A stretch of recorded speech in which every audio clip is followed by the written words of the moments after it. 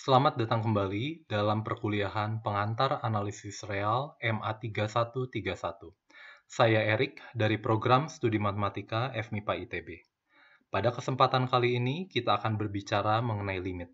Secara khusus, kita akan menyentuh topik perluasan konsep limit. Mari kita masuk ke dalam pembahasan pertama, yaitu mengenai limit satu pihak. Dalam hal ini, kita akan mendefinisikan limit kanan dari suatu fungsi. Tentunya hal ini sudah bukan merupakan hal yang asing bagi kamu, karena kamu sudah mempelajarinya di dalam Matematika 1. Misalkan A adalah subhimpunan dari real, dan F adalah fungsi dari A ke real. Jika C anggota real adalah titik cluster dari himpunan A diiriskan dengan himpunan buka tak hingga C tak hingga, maka L anggota real adalah limit kanan dari F di C, ditulis seperti ini, limit fx mendekati C pangkat plus adalah L, atau limit x mendekati C plus fx sama dengan L. Jika untuk setiap epsilon lebih besar dari 0, terdapat delta positif, sehingga untuk setiap x anggota A, dan dia memenuhi ini, maka jarak dari fx ke L-nya itu kurang dari epsilon. Kalau kita lihat, apa perbedaannya dengan definisi limit sebelumnya? Sebelumnya ada mutlak. Dan kalau kita melihat sekarang di sini, x min c-nya positif. Artinya x-nya itu lebih besar dari c. Artinya x-nya itu ada di sebelah kanan c. Artinya saya mendekati c dari sebelah kanan. Inilah yang kita sebut limit kanan dari f di c. Tentunya kamu sudah bisa menduga bagaimana dengan mendefinisikan limit kiri dari f di c. Bagus sekali. Pendefinisian limit kiri dari f di c tentunya hanya mengganti 0 kurang dari c minus x. Oke. Kamu coba tuliskan definisi L sebagai limit kiri dari suatu fungsi. Yang tadi, buktikan ini sama dengan 0. Definisi L bukan limit kiri dari suatu fungsi. Buktikan ini tidak sama dengan 1. Kamu coba juga untuk X mendekati 1 plus. Dan ini X mendekati 1 plus juga ya. Untuk membuktikan bahwa dia ada limit kanan dan L bukan limit kanan. Persis seperti latihan-latihan sebelumnya. Nah, karena kita sudah melihat sebelumnya kita melihat limit itu dari kacamata barisan, maka limit satu pihak ini juga kita bisa lihat dari kacamata barisan. Misalkan A subhimpunan dari real dan F fungsi dari A ke real, dengan C adalah titik cluster dari himpunan A iris dari C tak hingga. Pernyataan limit F sama dengan L untuk X mendekati C plus, ini ekuivalen dan pernyataan untuk setiap barisan XN yang konvergen ke C, XN-nya konvergen ke C, XN-nya harus anggota A, dan iris XN-nya lebih besar dari C untuk setiap N anggota bilangan asli. Artinya apa? Dia harus di sebelah kanan C. XN-nya lebih besar dari C, artinya XN-nya harus di sebelah kanan C. Persis seperti ini. Maka barisan FXN-nya konvergen ke L.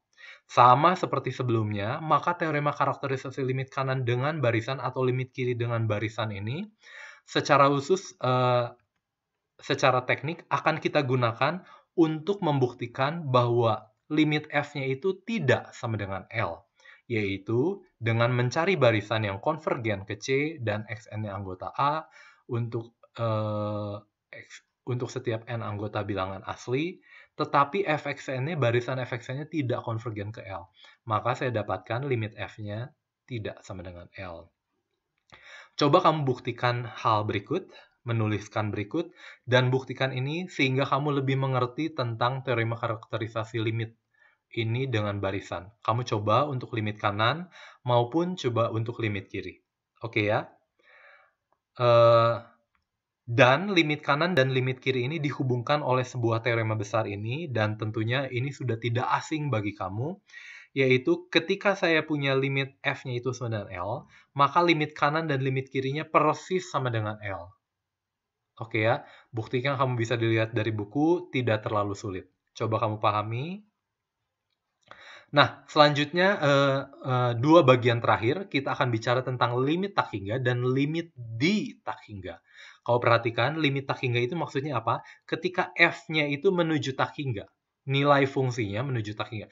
Kalau limit di tak hingga, yaitu ketika limit F-nya ini menuju sesuatu ketika X-nya menuju tak hingga, di tak hingga. Oke ya, pertama kali kita mau lihat kasus limit tak hingga terlebih dahulu. Misalkan A subhimpunan dari real, F-nya fungsi dari A ke real, C-nya adalah titik cluster dari himpunan A, fungsi F menuju tak hingga ketika X menuju C, jika untuk setiap alfa bilangan real, terdapat delta positif, sehingga untuk setiap X anggota A, dengan jarak dari X ke C-nya ini mutlak dari X min C ini harus positif dan kurang dari delta, berlaku Fx lebih besar dari alfa. Ininya persis sama seperti sebelumnya ya. Bedanya hanya penambahan ini. Kamu lihat, Fx-nya itu lebih besar dari alfa untuk setiap alfa yang kamu berikan. Kalau kamu berikan angka 1, dia harus lebih besar dari 1. Angka 10, dia lebih besar dari 10. Angka 1000, dia lebih besar dari 1000. Artinya Fx-nya itu dia tidak terbatas. Dia akan terus membesar.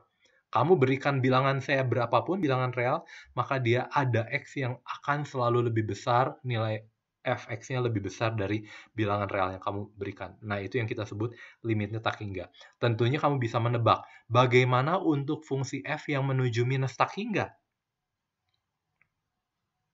Bagus sekali, tinggal saya ganti Fx-nya ini lebih kecil dari alfa. Bagus ya. Nah, kamu coba kerjakan latihan ini. Coba variasikan tak hingga minus tak hingga, berikan contoh, kemudian verifikasi. Untuk kamu mengerti bagaimana membuktikan suatu limit itu tak hingga atau minus tak hingga. Nah, di bawah ini adalah teorema perbandingan. Kalau saya punya Fx-nya itu lebih kecil atau sama dengan Gx untuk setiap X anggota A, dan X-nya tidak sama dengan C, ingat, ketika kita bicara mengenai limit, kita tidak peduli apa yang terjadi di titik C. Nah, jika limit F-nya ini akan menuju tak hingga terus membesar, maka otomatis yang lebih besar akan lebih besar dari yang membesar. Sehingga ketika limit F-nya mendan tak hingga, maka limit Gx-nya juga adalah tak hingga. Dengan cara yang sama, kalau ininya mengecil minus tak hingga limitnya, maka limit F-nya juga itu adalah minus tak hingga. Secara intuisi jelas, buktinya kamu coba lihat dari buku menggunakan definisi. Nah, ini kalau kita tadi sudah mendefinisikan limit yang tak hingga, sekarang tentunya saya bisa mengatakan limit satu arah yang tak hingga. Limit satu arah yang tak hingga. Jadi F menuju tak hingga ketika X menuju C+. Ini artinya apa? Untuk setiap X mendekati alfa anggota real, terdapat delta positif, sehingga untuk ini dengan ini iris dengan ini, maka Fx-nya lebih besar dari alfa. Apa perbedaan dengan definisi sebelumnya? Hanya ini ada mutlaknya. Kalau ini tidak ada mutlaknya, artinya X min C-nya harus positif. Artinya X-nya lebih besar dari C. Artinya X-nya ada di sebelah kanan dari C. Ini limit kanan, tetapi nilai fungsinya tak hingga. Oke ya, untuk lebih jelasnya, kamu coba tuliskan definisi berikut dan berikan satu contoh dari masing-masing definisi dan verifikasi berdasarkan definisi yang telah kita bahas tadi. Oke ya. Nah, ini adalah bagian terakhir, yaitu mengenai limit di tak hingga. Pertama kali kita melihat limit yang hingga, tetapi di titik yang tak hingga. Bilangan real L adalah limit F saat X menuju tak hingga. Ingat ya, limitnya hingga, tapi di tak hingga. Jika untuk setiap epsilon lebih besar dari 0, terdapat bilangan real K lebih besar dari A, sehingga untuk setiap X lebih besar dari K, berlaku ini kurang dari epsilon.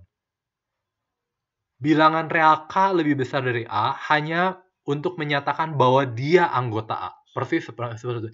Anggota ini iris dengan ini. Ya, ini hanya persis sama seperti sebelumnya, serupa dengan sebelumnya. Ini anggota A iris dengan X yang lebih besar dari K. Jadi kalau dia memenuhi ini, maka limit F saat X menuju tak hingga adalah L. Kalau bisa menuliskan definisi dari ini, berikan contoh dari masing-masing dan verifikasi berdasarkan definisi. Dengan cara yang serupa, wah kamu pasti sudah bosan. Kita bisa melihat karakterisasi limit hingga di tak hingga ini dengan menggunakan barisan. Dan kegunaannya secara teknis untuk apa? Untuk kriteria kedivergenan, untuk membuktikan bahwa limit F-nya itu tidak sama dengan L. Nah, ketika limit F-nya itu sama dengan L untuk X menuju tak hingga, artinya setiap barisan Xn di A iris A, tak hingga, sehingga limit Xn-nya sama dengan tak hingga, berlaku barisan Fxn-nya konvergen ke L. Oke ya. Kamu bisa cari negasi dari ini apa, dan kamu bisa coba